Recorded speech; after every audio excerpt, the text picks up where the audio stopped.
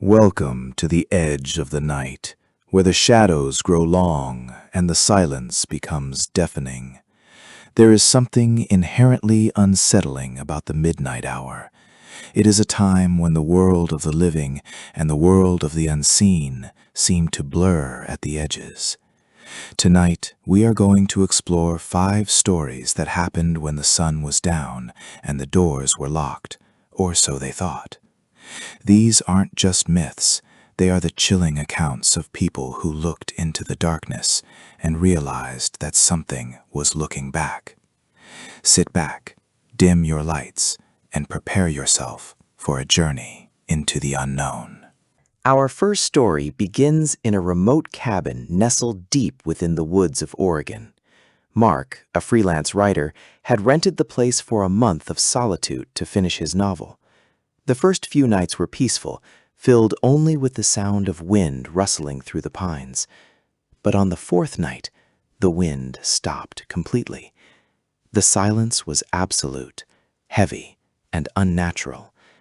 As Mark sat by the fireplace, he heard a distinct rhythmic tapping coming from the floorboards beneath his chair. It wasn't the sound of a house settling. It sounded like someone, or something, was trying to signal him from the crawlspace below. Frozen with fear, Mark didn't move. The tapping continued for 3 minutes, then stopped. Just as his heart began to slow, he heard the sound of the front door handle slowly turning. He knew he had locked it. He watched the brass knob rotate left, then right, then rattle violently against the frame.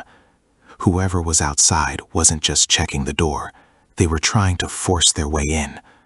Mark grabbed a heavy fire poker and retreated to the kitchen, his eyes fixed on the door.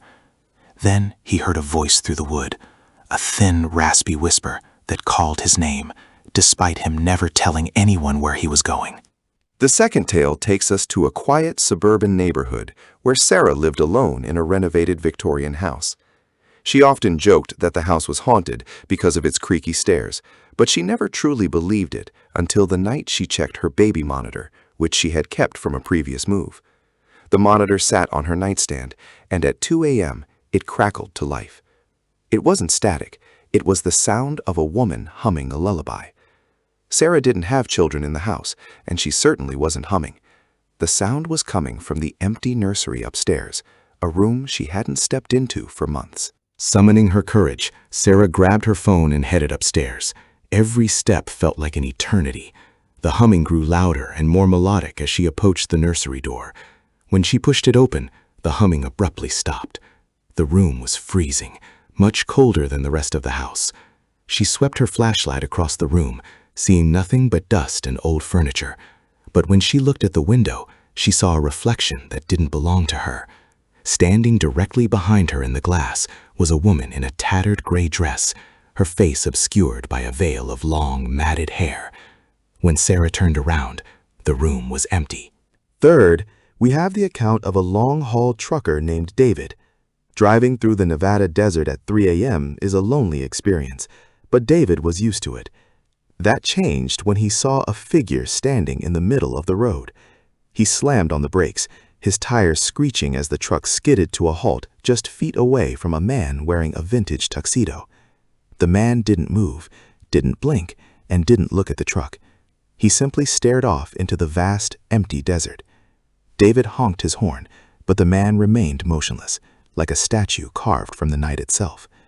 Feeling a sense of dread, David decided to drive around him. As David pulled his rig alongside the man, he looked out the side window.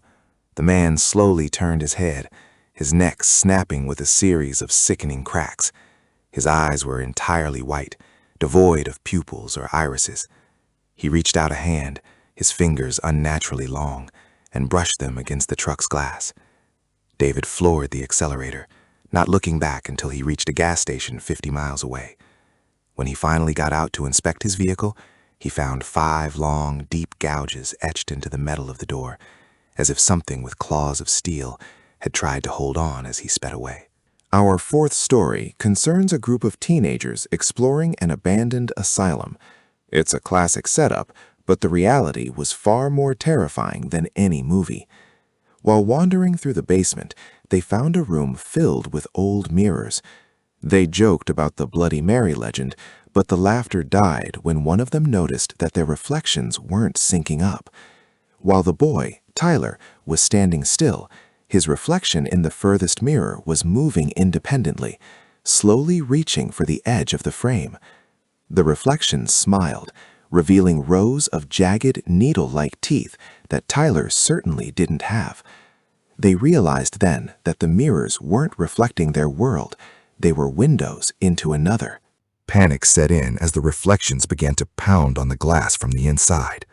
The sound wasn't the clink of glass, but the heavy thud of fists on meat.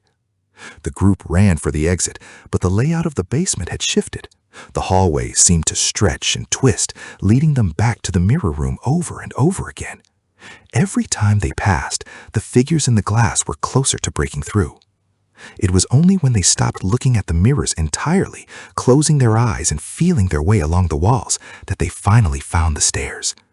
They never looked back, but Tyler claims to this day that he sometimes sees a different face in his bathroom mirror.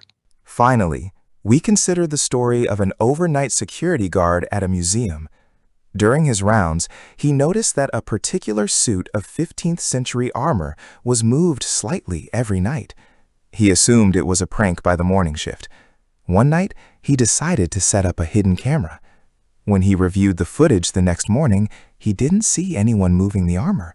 Instead, he saw the armor itself, slowly breathing. The metal plates of the chest rose and fell in a slow, rhythmic motion.